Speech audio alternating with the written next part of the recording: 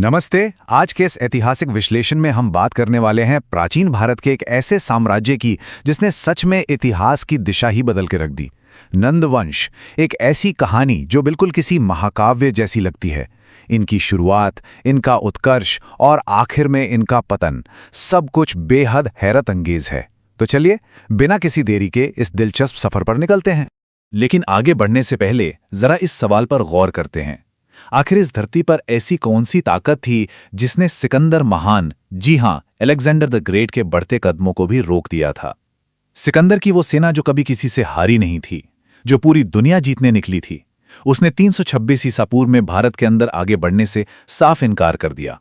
और इसकी वजह, मगध का एक बेहद खूंखार और ताकतवर साम्राज्य, जिसकी सिर्फ खबर सुनकर ही यूनानी सैनिकों के दिलों में खौफ बैठ गया था। प्रथम अंक, पहला गैर क्षत्रिय राजा। ये वो दौर था जब सदियों से चला आ रहा सत्ता का पुराना ढांचा हमेशा के लिए टूटने वाला था। अब देखिए, महापद नंद जो इस वंश के संस्थापक थे, उनकी शुरुआत को लेकर इतिहास में अलग अलग किस्से मिलते हैं।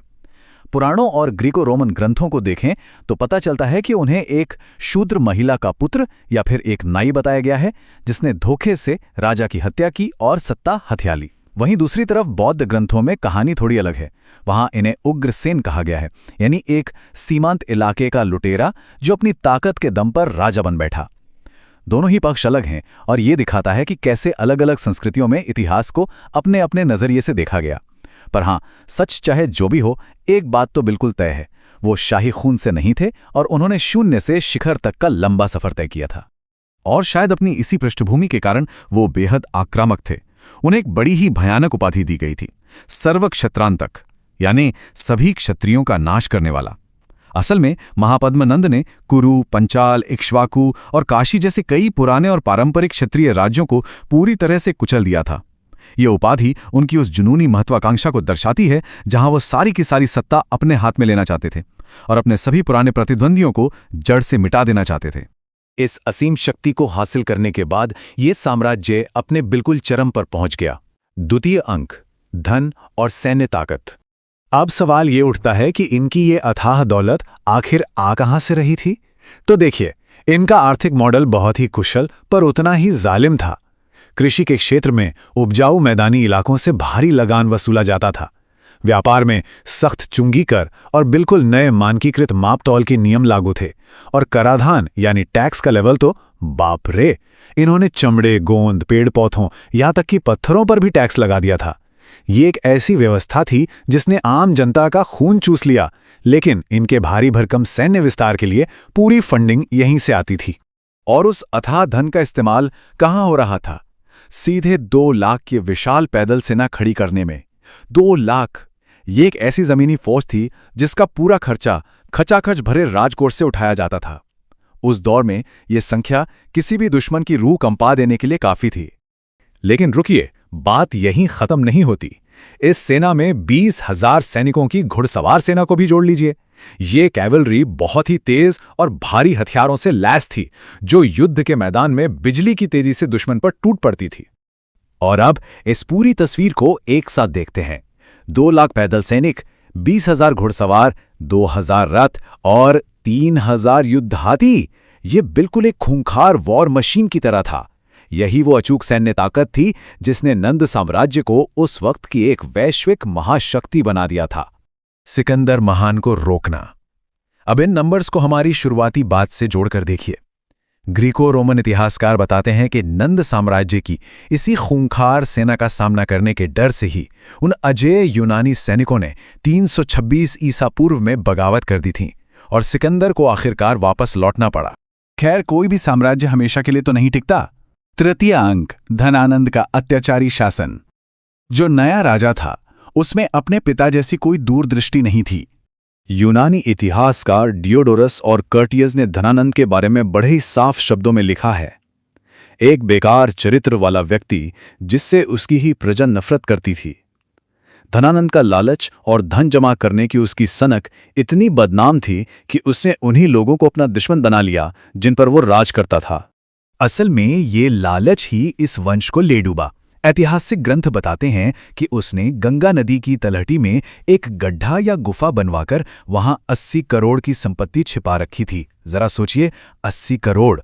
उसने आम लोगों के जीवन की बुनियादी और रोजमर्रा की चीजों पर हद से ज्यादा टैक्स लगा दिए थे। और सबसे बड़ी गलती, वो अपने राज्य के विद्वानों और आम जनता का घोर अपमान करता था। ये अहंकार ही उसके पतन की सबसे बड़ी वजह बना। चाणक्य का प्रतिशोध और साम्राज्य का पतन। और इसी अहंकार के चलते एक ऐसी आग भड़की जिसने पूरा इतिहास बदल दिया। एक दान समारोह के दौरान आचार्य चाणक्य के सार्वजनिक अपमान ने इस शक्तिशाली नंद वंश के अंत का बीज बो दिया। चाणक्य का ये मास्टर प्लान किसी थ्रिलर फिल्म से कम नहीं था। एक एक कदम नपा तोला। सबसे पहले उन्होंने उस घोर अपमान को चुपचाप सहा। फिर वहां से बच निकलने के बाद एक गुप्त तकनीक से धन जुटाया, जिसमें एक सिक्का 8 सिक्कों में बदल जाता था। इसके बाद उन्होंने चंद्रगुप्त नाम के एक नौजवान को चुना और उसकी निर्ममता की कड़ी परीक्षा ली। बौद्ध ग्रंथों की माने तो इस टेस्ट में चंद्रगुप्त ने एक सोते हुए व्यक्ति का सिर धड़ से अलग कर दिया था, सिर्फ उसके गले से एक धागा निकालने के लिए। इस क्रूर परीक्षा के बाद चाणक्य समझ गए कि उन्हें अपना सबसे घातक अस्त्र मिल गया है और आखिरकार एक नई सेना बनाकर नंदों की अजीम राजधानी पाटलिपुत्र पर कब्जा कर लिया गया। पाटलिपुत्र पर कब्जे के बाद धनानंद का आखिर क्या हुआ? यहां भी हमारे पास 2 अलग अलग ऐतिहासिक किस्से हैं। बौद्ध परंपरा कहती है कि हमलावरों ने धनानंद की वहीं हत्या कर दी थी, लेकिन जैन परंपरा बिल्कुल अलग दास्तान सुनाती है। उसके मुताबिक राजा की जान बख्श दी गई, उसे अपनी सारी दौलत लेकर निकलने दिया गया और यहां तक कि उसकी बेटी की शादी चंद्रगुप्त से हो गई।